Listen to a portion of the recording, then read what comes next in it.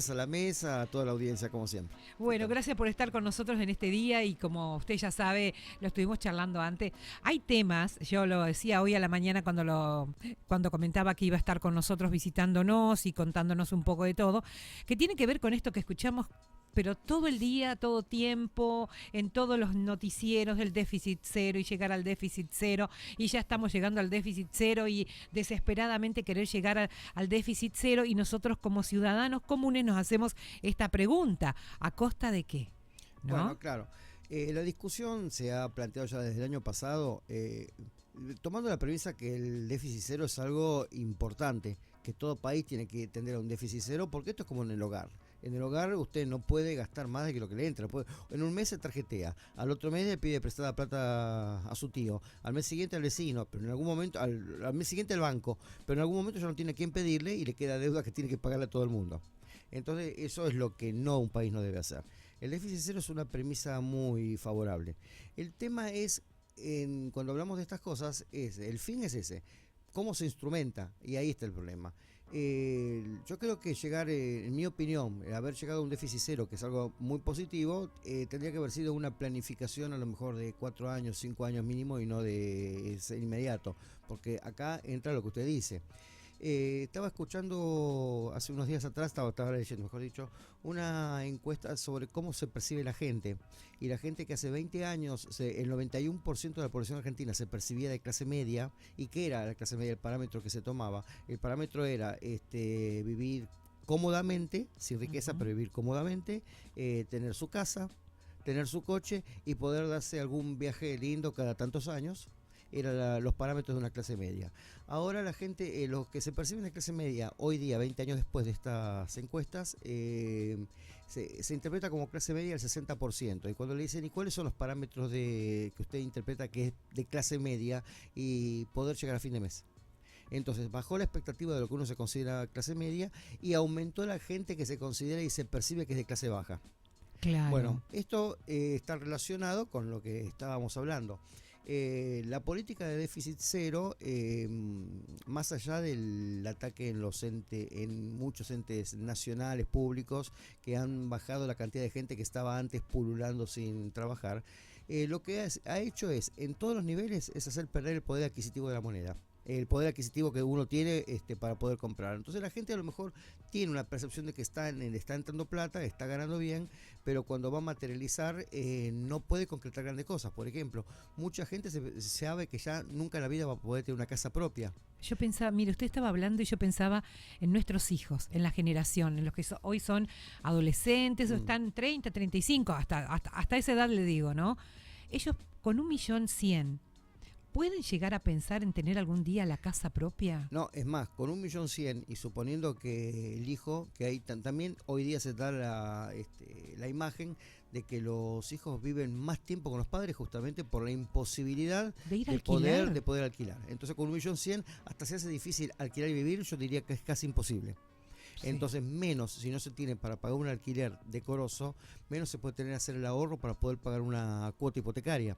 Claro. Porque aparte, en la economía actual, para poder sacar un crédito hipotecario, aproximadamente el aforo que se pide, que es para tener la plata para ingresar, está entre un 20 y un 25% de la vivienda. Claro. Entonces, claro. Si hoy acá, por ejemplo, en Tierra del Fuego, tenemos viviendas que no bajan, hablo ya de algo modesto, de 100 millones de pesos, hablando de $100.000, porque de ahí para arriba, significa que los $20.000 que muchas veces tiene que juntar para poder entrar en algo modesto una persona y poder tener la posibilidad de sacar un crédito hipotecario, se hace cada vez más difícil.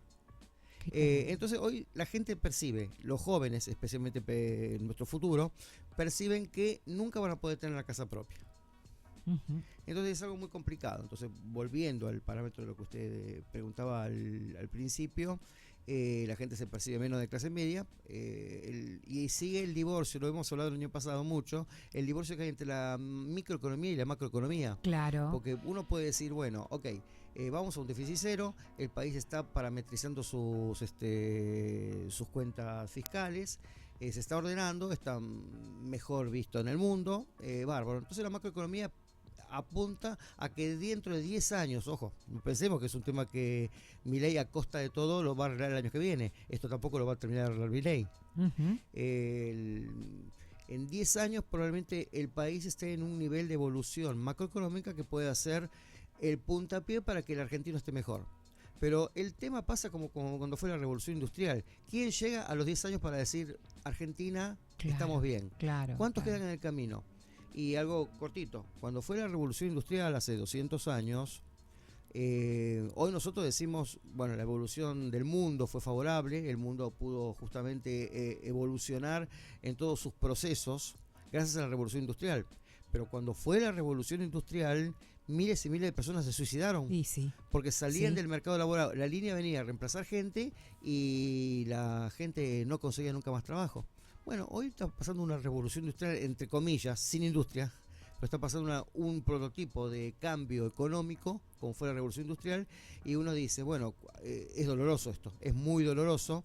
¿Cuánta gente se queda sin trabajo? Y uno piensa, bueno, a lo mejor el parámetro, el decir, el fin, tengamos un déficit cero, es correcto. Eso es correcto, sin ninguna duda. Ahora, ¿cómo llegamos a eso?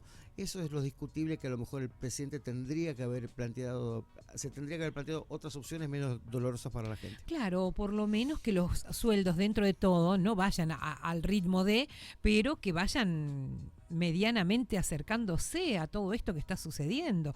O sea, los aumentos de sueldo, ¿cada cuánto hay aumento de sueldo?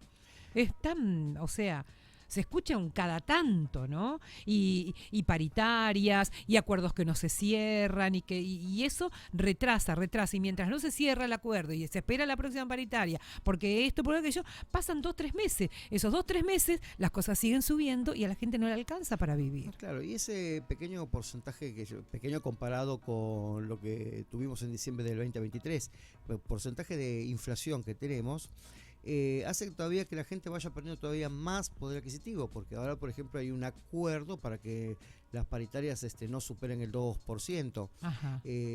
pero hay ya un desfasaje muy grande. El año pasado hubo una sensación de tranquilidad en los primeros, especialmente en los primeros 8 meses, 10 meses, porque se fueron dando aumentos en los convenios colectivos más fuertes, que daban la sensación de mejora, pero no nos olvidemos que veníamos de un 25% de inflación, que fue Claro, la claro. catástrofe más grande en diciembre, que no fue inflación de Milei, fue inflación de Alberto Fernández ese último mes, pero que el actual presidente la pudo ir controlando, pero seguimos todavía con guarismos de inflación que en cualquier lugar del mundo serían escandalosos.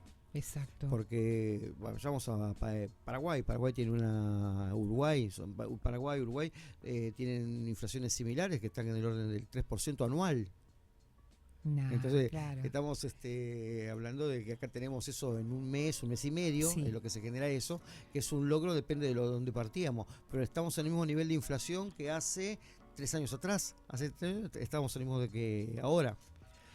O sea que el tema, mientras haya inflación en Argentina todavía no se puede tener una base cierta para decir, bueno, ¿cómo empezamos a recuperar los salarios? Porque los salarios ya perdieron. El tema sería en algún momento recuperar los salarios y después de que se recuperen los salarios decir, bueno, tenemos que empezar a incentivar a los que trabajan bien para que puedan tener una mejora salarial. Que esa es la expectativa. Uno no tiene mejoras salariales en Argentina. Y con eso fuimos a la segunda pregunta. En Argentina no hay mejoras salariales. Siempre se está corriendo detrás de ver cómo podemos alcanzar un poco todo lo que estamos perdiendo. Y parece que lo que se pierde en poder adquisitivo cada vez es mayor. Qué terrible, ¿eh? Sí. ¿Hay alguna lucecita y alguna, aunque sea lamparita al final del túnel o no? Bueno, uno podría ¿O qué pensar... podemos hacer? No, ¿Qué corresponde hacer entonces con todo eh, este panorama? uno podría pensar que con la macroeconomía tratando de arreglar los desbarajustes de 50 años en Argentina, porque no le echemos la culpa a un solo gobierno, No, por supuesto. va a haber una luz allá a lo lejos. O sea que una luz hay. Antes no teníamos luz directamente, el túnel era oscuro. Ahora tenemos una pequeña luz. El problema es que es un proceso muy, muy doloroso, en el cual lamentablemente hoy hay una expectativa de que la persona que se queda sin trabajo le cuesta mucho volver a conseguir trabajo. Entonces, hay una situación muy difícil. Ahora que se tiene que desregular la economía, que tiene que haber una flexibilización laboral en algunos casos para poder tener más empleo, es un tema en discusión, porque uno piensa que la flexibilización también va a dar, a veces el empresariado argentino también tiene sus bemoles, que muchos van a aprovechar una flexibilización para precarizar más el trabajo. Bueno, es un tema de discusión que todavía no está claro, pero que se tienen que tomar medidas, evidentemente se tienen que tomar. Bueno, esperemos que sí y esperemos que sean buenas.